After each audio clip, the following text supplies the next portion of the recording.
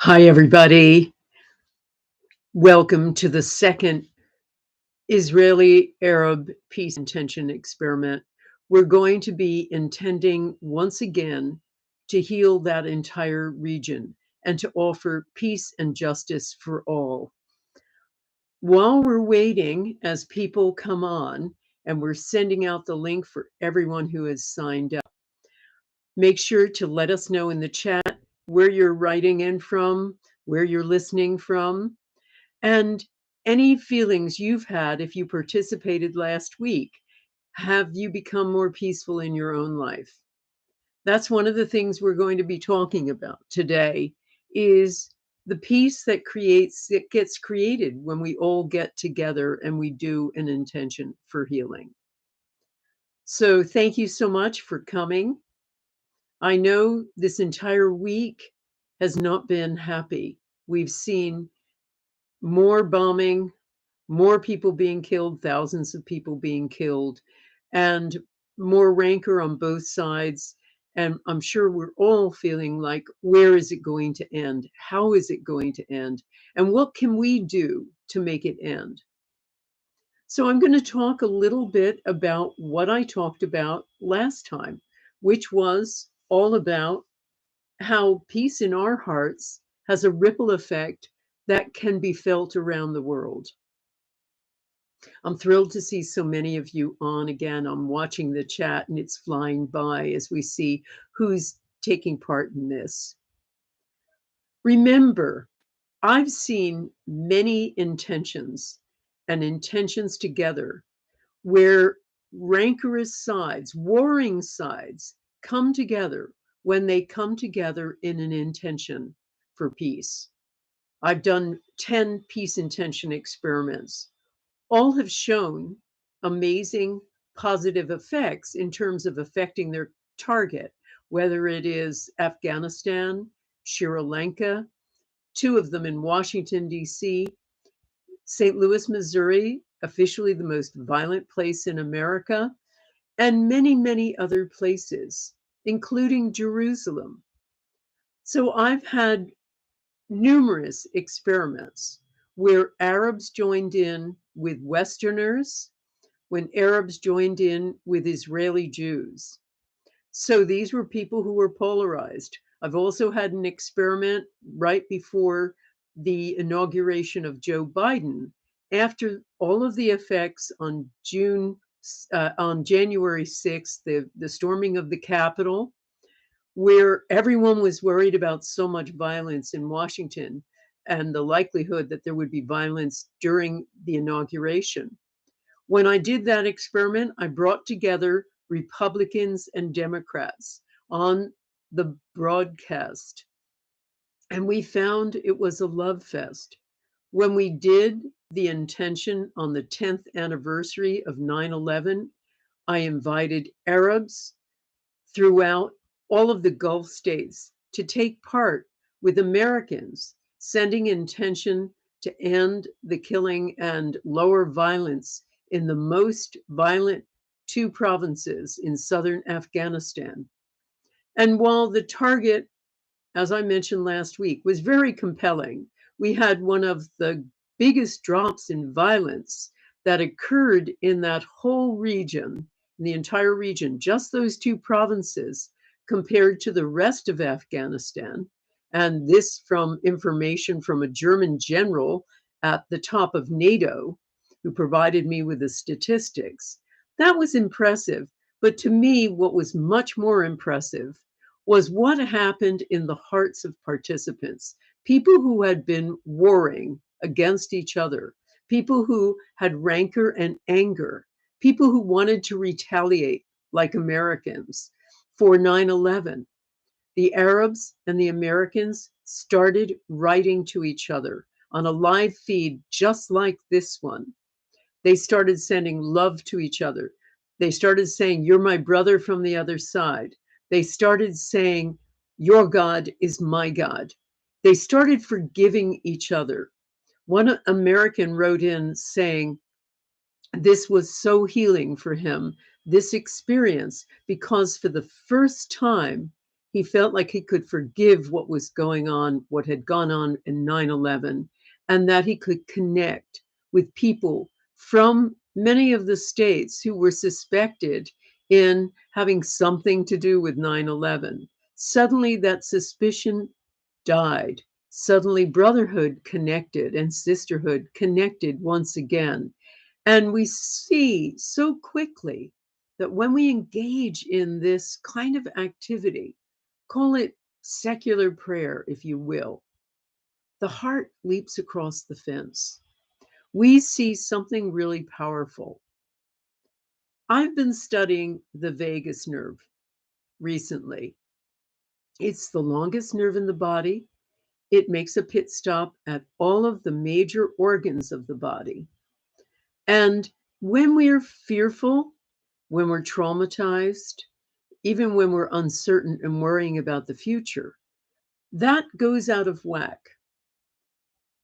The vagus nerve controls 3 areas in the body by connecting with all of these different parts.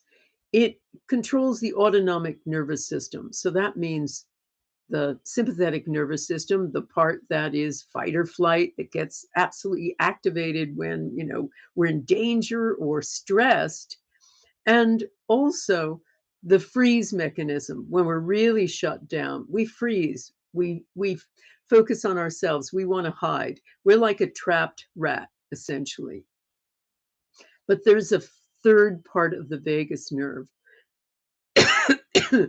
which is the connection and feeling of safety. And excuse me, that gets activated when we connect with others. It also gets activated when we connect with people who are maybe warring others. And we discover that when we do, we connect more with those people. They don't become the other anymore. They become a brother or a sister. So we see when we do an intention, when we do a big connection like this, a festival of love, call it that, we are able to connect with people not like us. We have a big release of a hormone called oxytocin. That gets released when we take care of a baby, for instance, or we're with our beloved. Maybe we're making love to our beloved. And that releases this love hormone. That also gets released when we connect with people with an intention experiment, with a Power of 8 group, in a group sending loving intention. We feel more loving toward people. That releases oxytocin. That increases trust by about 42%. And so suddenly we can connect with the people we considered our enemies. So I want you to remember this and imagine this, because if we can create a ripple effect of love and connection in your hearts too, with the people you don't feel are like you, with the people perhaps you've argued with, you've been ostracized from, you've decided are the other, maybe the political others. If you can connect with them, you start a ripple of love that literally can run around the world, that literally can heal the world. So I want you to imagine all of that when we do this intention, how quickly we can regularize that vagus nerve so that it moves from being out of whack, being on constant high alert, on freeze or fight or flight, into connection, feelings of safety and love. And when that happens, we heal, but the world heals too. So let's get started on this intention. And What I want you to do when we're holding this is send a visualization out of peace. I want you to imagine and just hold in your mind great images of peace and love in the entire region so that we heal that entire region. We provide peace and love and justice for all, not just one side, for every side, so that there is no side. So I want you to hold that. The other thing, if you haven't been part of last week's experiment, I mentioned then, and I will continue with it now. If you've signed up, I'm going to be sending you a survey afterward to find out if this experiment impacted on you. What I've discovered in my intention experiments is that when people come together like this, their lives heal too. Their lives become more peaceful. They make up with people they've been estranged from, maybe connect again with partners they haven't been getting along with, maybe connect better with their bosses or coworkers, maybe connect more with children they haven't spoken to for years even, maybe connect with the people who are not like them. And what I've discovered, they connect with people they don't even know. What I find in my surveys is about half of the people who take part in these intention experiments feel more love for everyone they come in contact with. So I want you to observe what happens in your life, and I'll be sending you a survey. This is research as much as all of my intention experiments have been research as well as a healing possibility. I want to show the world that there's a simple way to heal polarization and hatred. We don't have to do it with politics. That usually fails. We don't even have to do it with diplomacy, although that's always helpful. What we can do and make a fast track with is to bring polarized people together and have them do this form of secular prayer together. And then the heart leaps across the fence. I saw it several years ago with Arabs from 8 different locations doing an intention to lower violence in Jerusalem with a group of Israeli Jews, an entire auditorium filled with them. And while all sides were very leery of each other, I had to be the go-between and the communication system between both sides.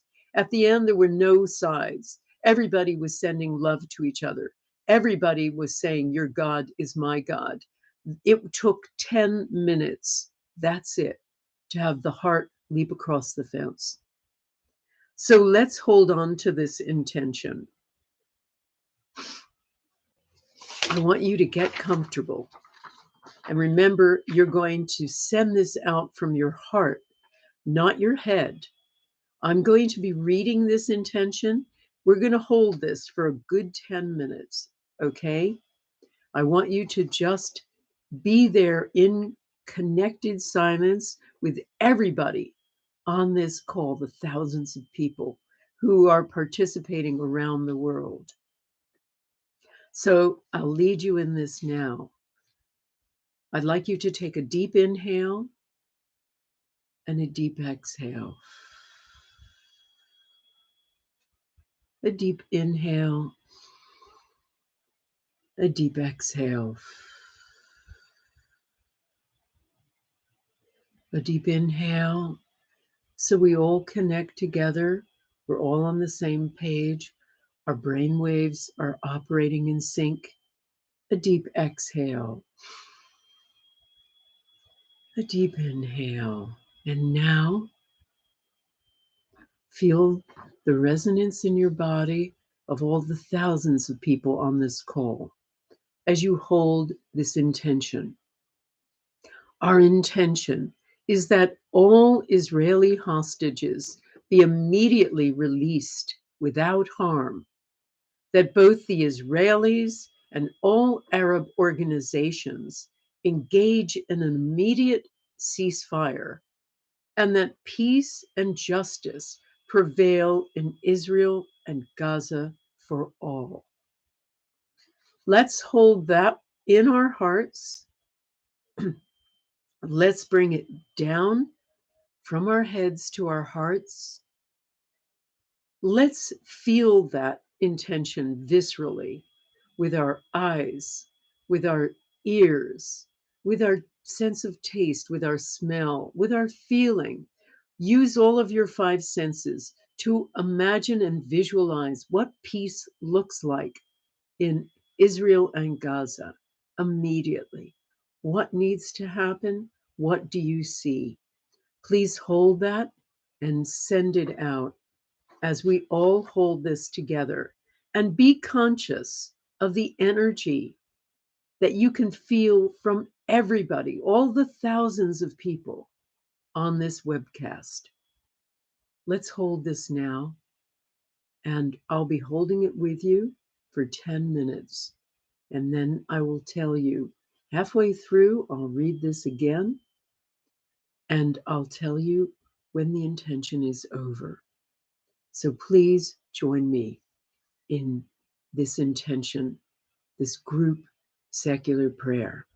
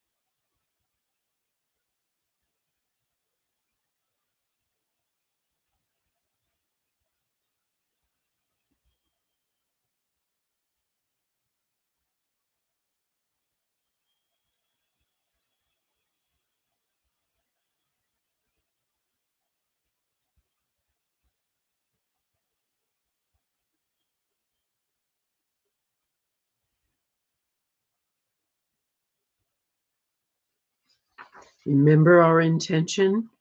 Our intention is that all Israeli hostages be immediately released without harm, that both the Israelis and all Arab organizations engage in an immediate ceasefire, and that peace and justice prevail for all in Israel and Gaza for all time.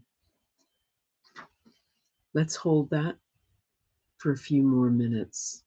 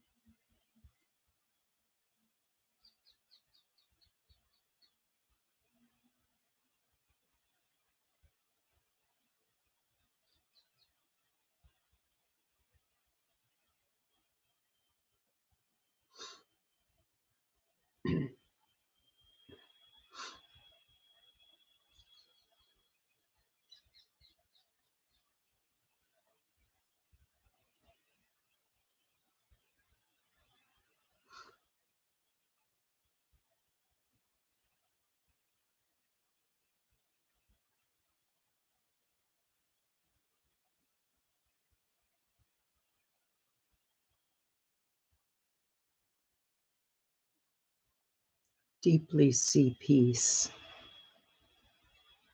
and feel it in every pore of your body as you send it out.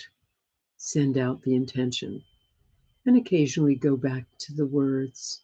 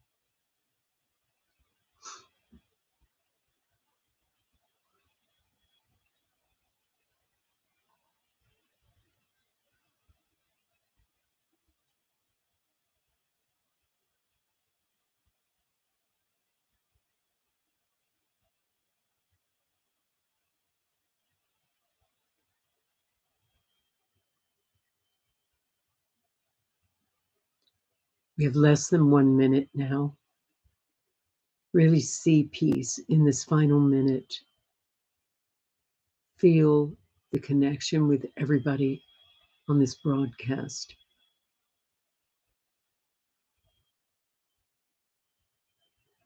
And see peace in your own life too.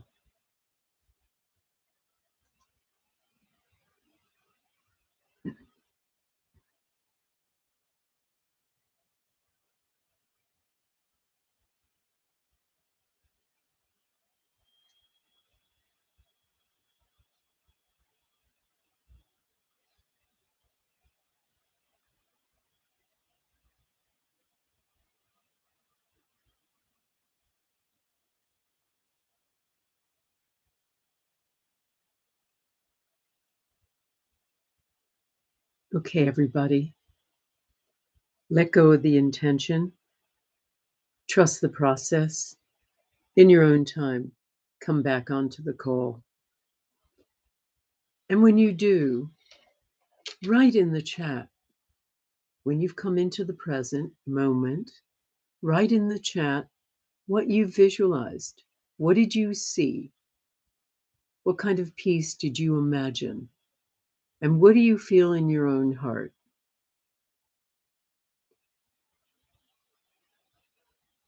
Let me know what you're feeling, what's happened, what's going on with you, what you're feeling now.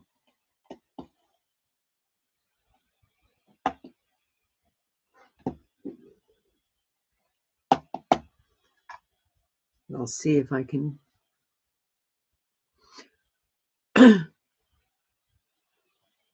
People walking across the borders and sharing food, said someone. Hebrew and Arabic music, said someone else. People are filling our chat with all kinds of wonderful ideas about guns being put down, everyone joined by one love and one heart. Women carrying baskets of food. Beautiful, beautiful images, everyone, of peace, of love. And let us know also about what is happening to you, how you feel, and did you feel everybody connected on this broadcast? There are so many images of hugging, of love, of infinite hearts, beautiful, beautiful comments. What I'd like you to do is hold these images in your own heart this week. Don't allow yourself to be triggered by everything you see on the news. The news is, shockingly biased and oftentimes wrong. But just hold in your hearts the feelings of peace, the hope of the release of the hostages, the healing of the pain of people who have lost, the many thousands of people in Gaza and in Israel who have lost loved ones now with this senseless and endless fighting. And let's just hold that image of peace and peace in your own life too. So please notice what's going on with you. And whenever you can, spread peace, particularly to the people who are not like you, the people who disagree with everything you stand for. They deserve your peace too. Allow your own heart to reach across the fence. Thank you, everybody, for all of these beautiful comments. Make sure, if you receive our survey, to fill it out and let us know what's happened in your own life. And let's keep holding in our hearts every day for a few moments. Come back to this moment. Come back to these senses of peace and hold it. Hold peace and love for that area of the world. It needs it right now. Thank you so much, everybody. And please do carry on commenting in the chat. Your comments are beautiful and we appreciate them. Until next time, I'll see you then. Thank you so much.